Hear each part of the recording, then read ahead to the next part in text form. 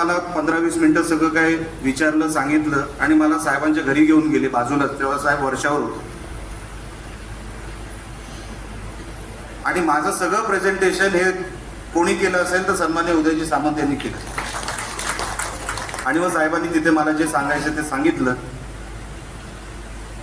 म्हणून संजू परब असेल, मनीष दळवी असते, लक्षात ठेवा, तुम्हाला आमदारकीची तिकीट पाहिजे तर तुम्हाला कोणतरी उदय सामंतांसारखा लागतो, कोणतरी लागणार तुम्हाला. प्रेझेंटेशन कोण करतो हे महत्वाचं आहे, प्रेझेंटेशन कोणी करून चालत नाही. संजू परब साहेब लक्षात ठेवा. आणि तुमचं प्रेझेंटेशन जोपर्यंत केसरकर साहेब म्हणत नाही तोपर्यंत कसलीच अपेक्षा ठेवू नका. तुम्ही दोघंही नाही तर म्हातारे व्हाल, अशी माझ्यासारखी दाढी पिकवायला लागेल. केसरकर साहेब कधी काय तुम्हाला जोपर्यंत ग्रीन सिग्नल देत नाही, विचार करा, आयुष्यभर लालच सिग्नल आहे, कधी पुढचं पाऊल टाकू नका. कारण का मी केसरकर साहेबांना जवळून हल्लीच्या हल्लीमध्ये 1.5 वर्षामध्ये मी त्यांना फार जवळून बघितलं, त्यांच्या कामाची पद्धत बघितली.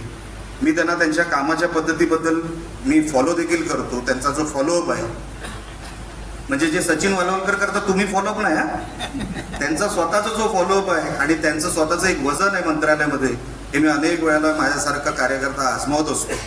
आणि म्हणून कुठली पदं आपल्या नशिबात मिळणार संजू परब हे देव ठरवत असतो, नियती ठरवत असते. नाही तर कोणाला माहित होतं 2024 मध्ये तुझा भाऊ हा आमदार म्हणून कुडाळ मालवणचा इकडे उभा असेल, हे कोणाला माहित नाही.